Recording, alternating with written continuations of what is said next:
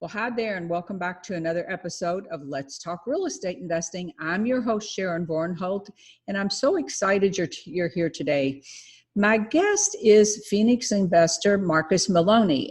It's kind of funny. I ran into Marcus back a month or two ago in Chicago, and we talked about the fact that he had been on my podcast before and the fact that he was starting a podcast. So here we are again. Marcus has completed over $3 million in wholesale transactions. He's a buy and hold landlord using the BRR, buy, rent, rehab, and refinance method. He also owns commercial property, including a school. Now, that's going to be a story, I'm sure. But Marcus is really good at turning marginal profits into significant equity positions. So this is something you're going to want to really pay attention to. He's a mentor. I know he's mentored a lot of people. He has a new podcast coming out. We're going to learn about all of that today. So welcome to the show, Marcus. Thank you, Sharon, and thank you for having me again. Yeah, well, I forgot to mention, you're also a licensed real estate agent, so you are maybe just a little bit busy. Yeah, you know what? I try and keep myself busy. I'm one of those people that, if I have too much downtime, I go a little nuts and find something to do. Well, I kind of gave people the short version of your story, but I know you've got a pretty inspiring story. So tell everybody a little bit about yourself and how you got started and really how you got from where you started to where you got here. Sure. So Sharon and the listeners, actually, my mom started as a fix and flipper years ago. When I say years ago, it was like early 80s. And I was young. I was probably in grammar school and I didn't know what she was doing, and she bought this burnt out house and I'm like, well, what are we going to do with this? But to make a long story short, we were part of the rehab team. And like 3 months later, she held it, made some passive income off of it, and then sold it, and had a significant increase, profit. And that kind of got me interested into it, but I kind of went the traditional route, went to college, and then went and got a graduate degree. And I was working in human resources for years. And I was like, this just isn't scratching that itch for me. And I would always find myself working with some of the contracting crews because we have a group home in Illinois, a social service agency in Illinois, and we work with troubled youth.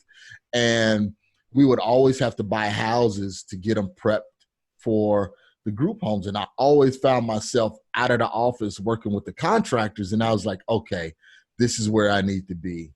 And from there, I kind of just started dabbling in the real estate. And now I'm full time and doing quite a bit. So just to give you the short story of it. Yeah, well, I know you lived in Chicago, then you relocated to Phoenix, but we'll talk about that in a minute. But let me backtrack just a little bit. So you started out with that first property.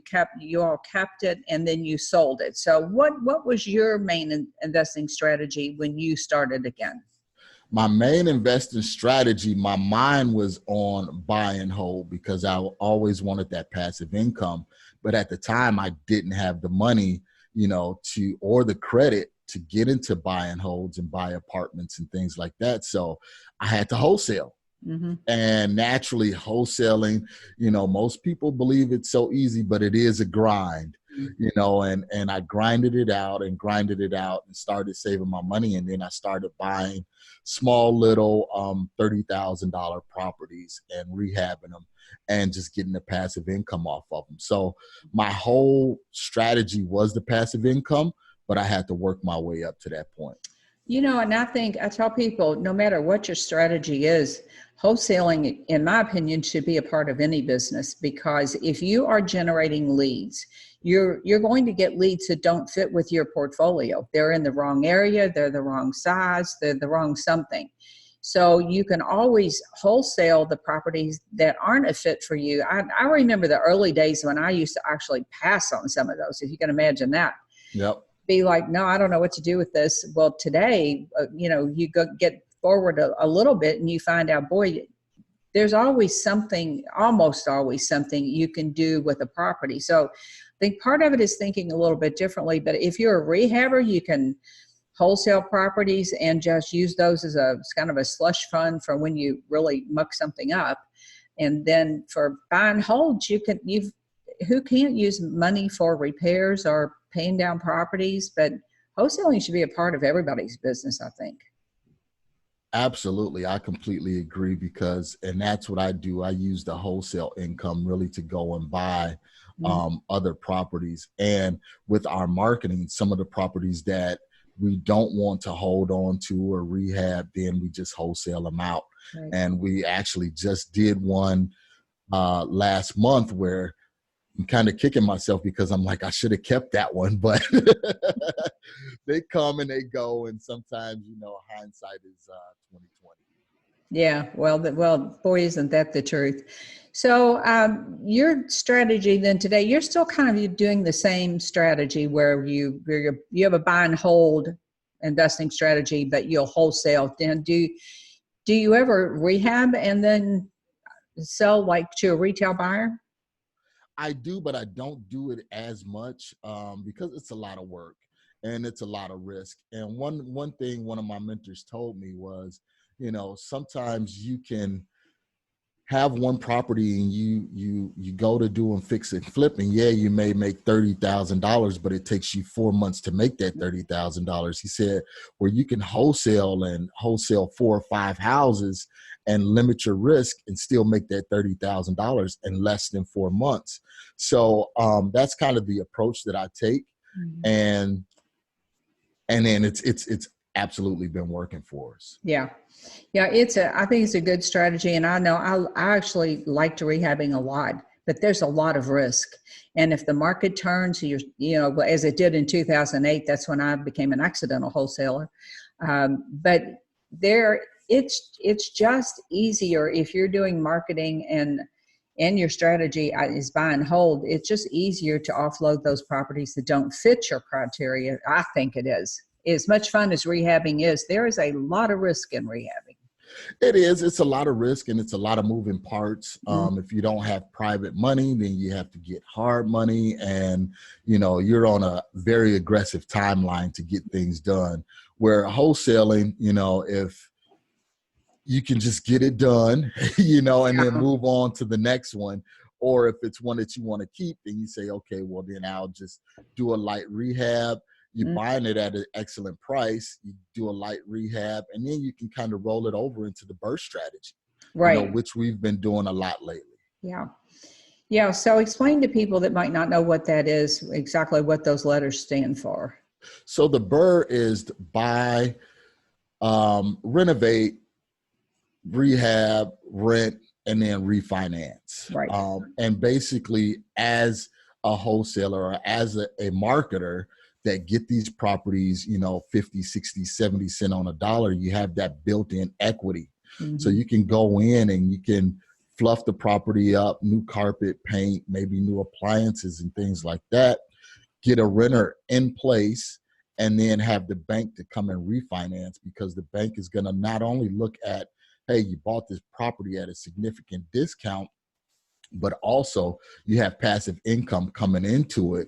So that will help leverage that loan. So it's an excellent strategy. Yeah.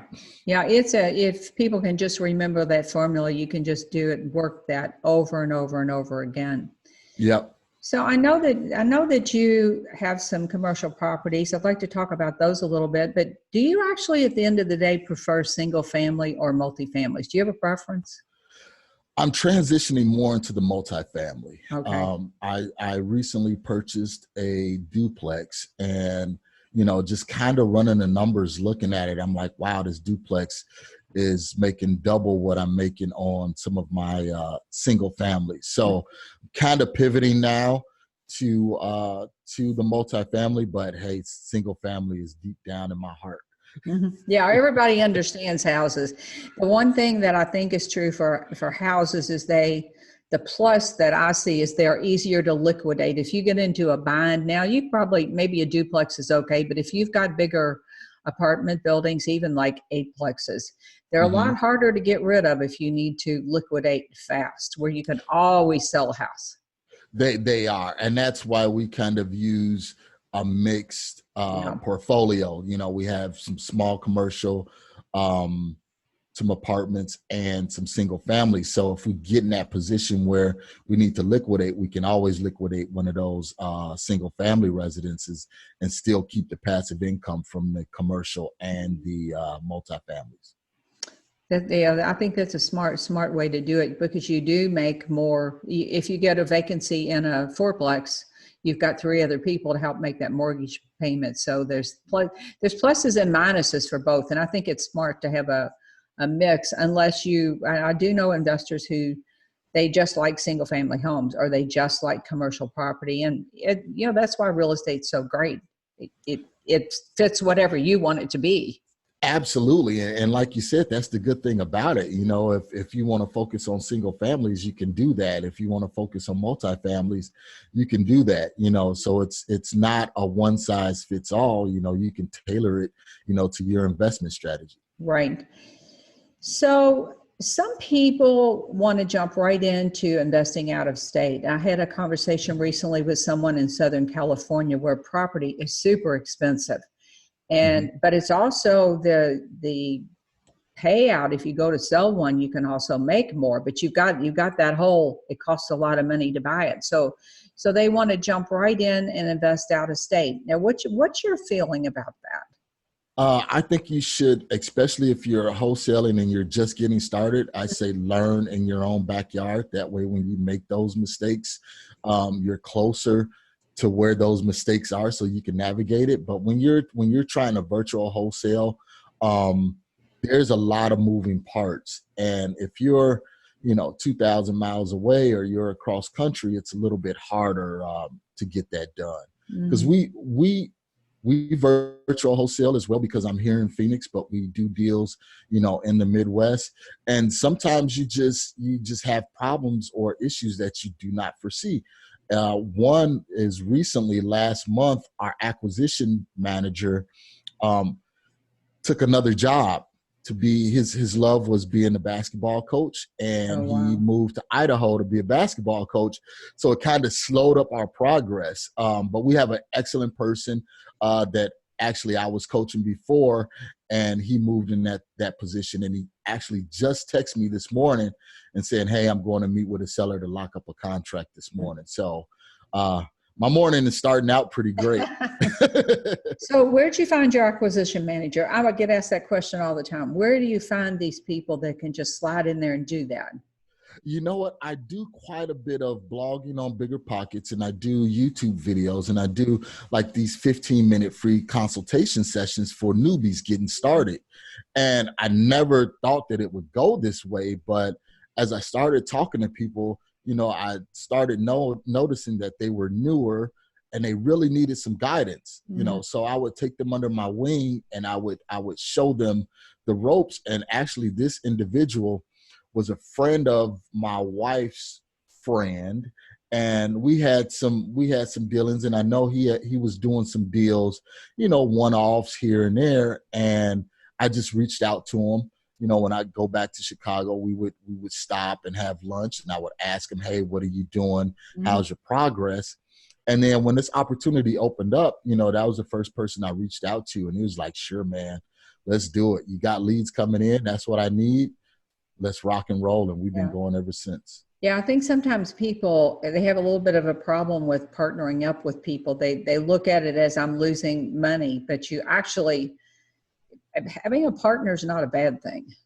It's really not. And especially when you're trying to virtual wholesale, you have to have that. You have to, work a network, because if you're in Southern California or you're in Phoenix like me, I can't go and fly across country to meet with a seller or to walk a property or something like that. So our system that we have in place has really, really been working for us.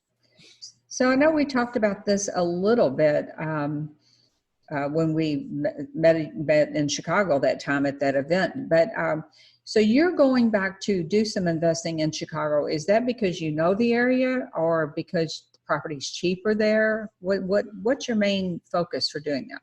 A little bit of both. Okay. Everyone is talking about the exodus out of the Midwest. You know, everyone is saying people in the Midwest are moving, you know, like to Phoenix and to Florida and things like that. And I just see it as an excellent opportunity. You Mm-hmm. know, not only are the properties cheap, the rents are higher, and I'm from there, so I know the landscape Yeah. very well, and we have excellent property managers in place, you know, for our buy and holds.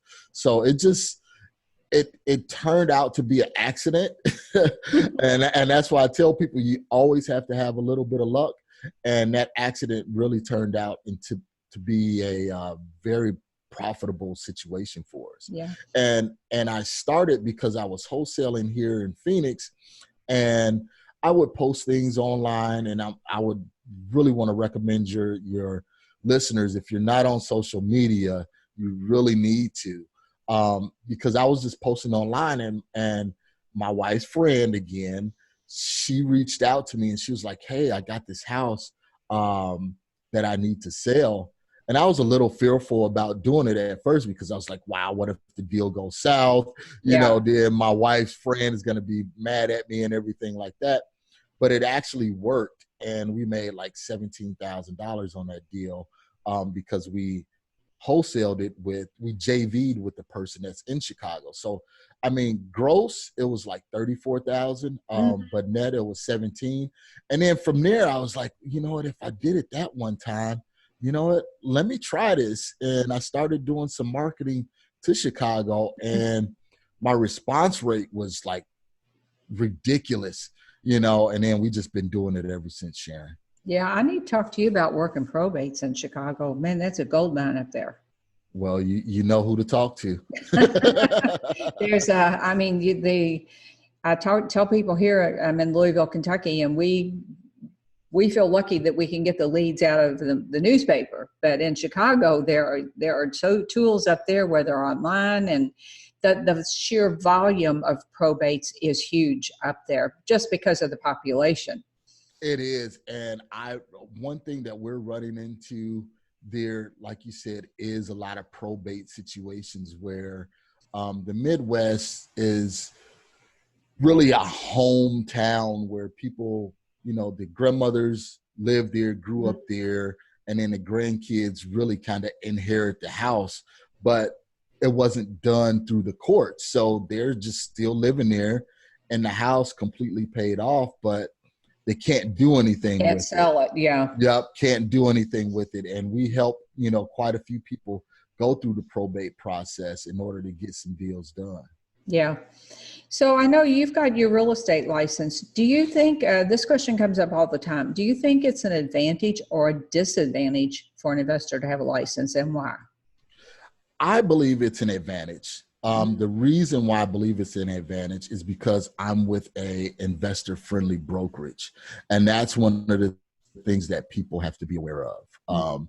Is when you get your license, you can hang your license with the brokerage that just does traditional real estate. Mhm. But when you find these smaller niche brokerages that does wholesale transactions, that don't shun on wholesale Right. transactions, like our broker, he does commercial fix and flips, you know, Oh, okay. he does traditional fix and flips, so he welcomes, you know, that business. So that makes it advantageous for us. And then also, when you have your license, when you talk to a seller and they can't accept, you know, that 70 cent on a dollar or 80 cent on a dollar, you can always turn around and tell them, hey, well, you know what, we're one of the leading brokerages here in Arizona or in Chicago, and we can get you above what we're offering, you know. Right. So you have a way to kind of make sure you don't throw that lead away or refer that lead out. Then you can list that lead and still, you know, make 3% versus where you would normally just throw that lead away. Well, and that's you said that exactly the way I tell people to do it. So you can get in a whole lot of trouble showing up as a real estate agent and then trying to make a cash offer on a property. But if you show up as an investor and then you Mm-hmm. say, well, okay, I understand why you can't take my offer, but then we can list your property. There is a definite order in which you have to do that to not get hung out to dry by the real estate commission. Exactly. And the main thing is just disclosure. You know, you have to disclose everything, disclose to the sellers that you are not representing them. You're representing yourself or your buying entity, and that you are an agent. So as long as you disclose everything, it's not a problem. Some people shun upon getting their license because they think they're hindered in some form or fashion. But again, that goes back to the brokers that you hang your license with. So you think it is a good thing for people to have their license? I do. I can think of a handful of deals right now that I've done on the listing agent side that came in as, you know, from our marketing, that if I wasn't a licensed agent, I couldn't have done anything with them. Mm-hmm.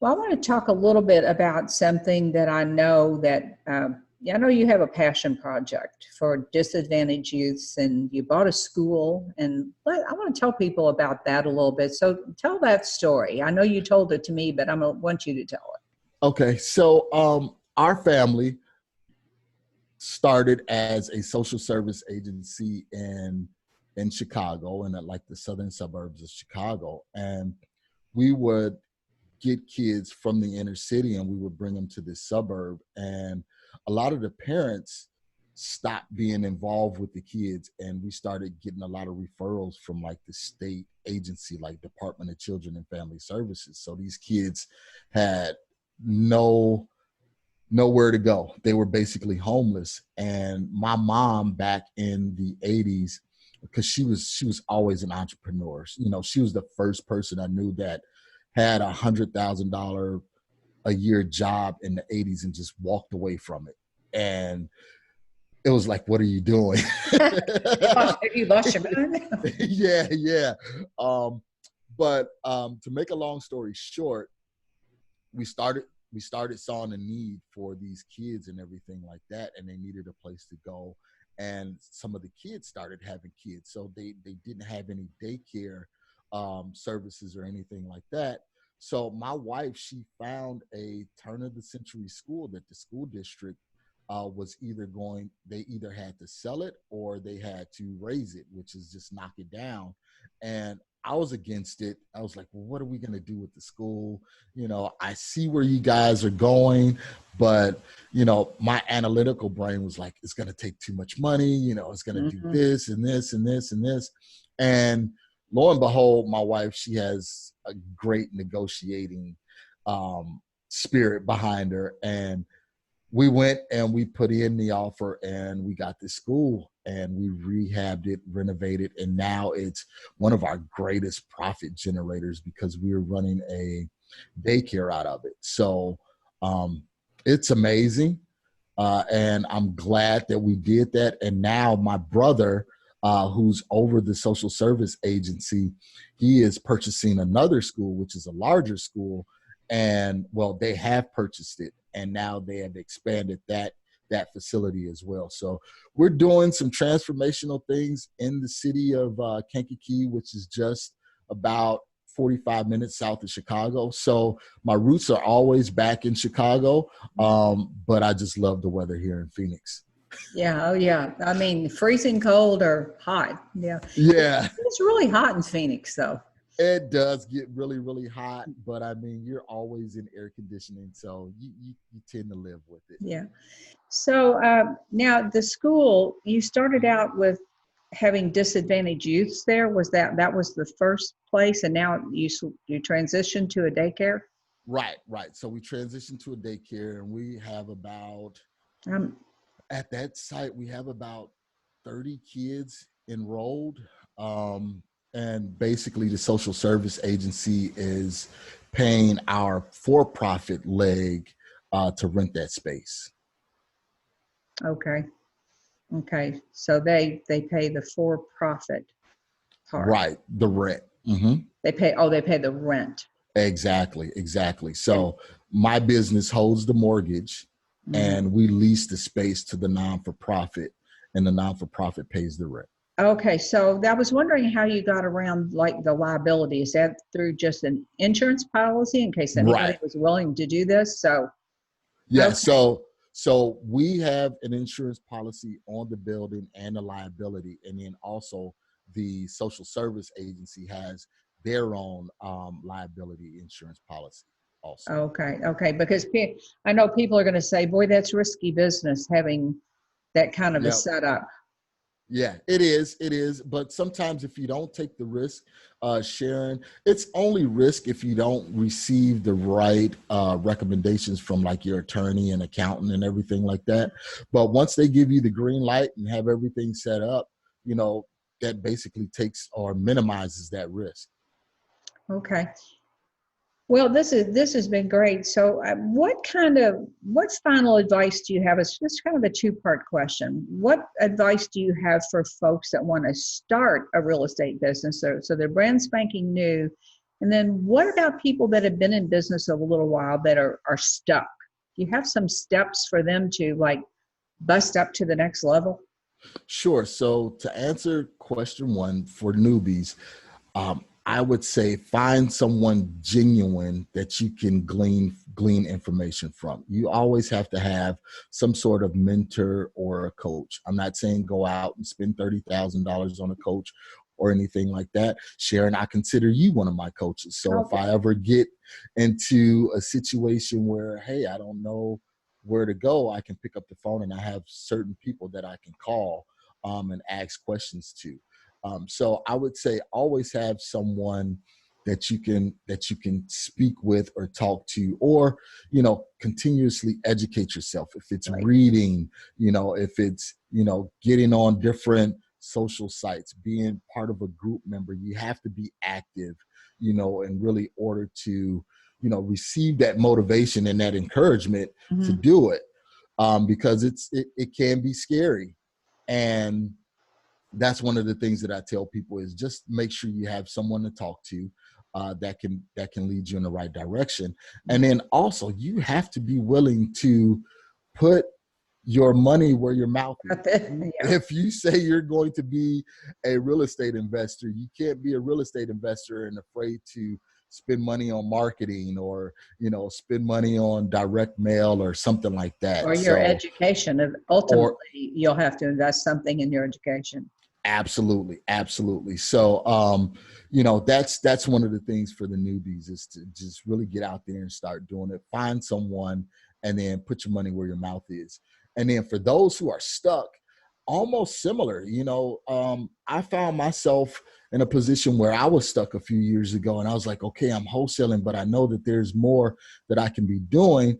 And again, I had to go and find someone that I can talk to and lead me in the right direction. And that was actually one of the people that helped me get started. Mm-hmm. So again, it's that network. You have to Yeah. have that network and you have to be willing to take that risk on certain things. I mean, I look back, like I said earlier, hindsight is 2020. There's deals that if I knew what I know now, those deals I wouldn't have never passed up on, or I wouldn't have never wholesaled them. I would have kept them, so. Don't we all have that story? Yes. So for anyone out there who's done that, just know that we've all done that. So it's really easy to look back when you know more, you're better educated, you've had better mentors, and go, well, I messed that one up. That's okay. It's all part of the process. It is, and it's a journey, so you have to take each step of the journey as a progression and a learning experience. And don't get too high and don't get too low. That was one of the things that I was having a problem with. I was so excited when I got a deal, yes, I got a deal, and then when someone outbid me on a deal, I would question myself, man, am I doing this right? Am I the right person? Should I be doing this? Should I switch up? Should I do something else? But you have to just remain consistent and persistent. Those are the main things.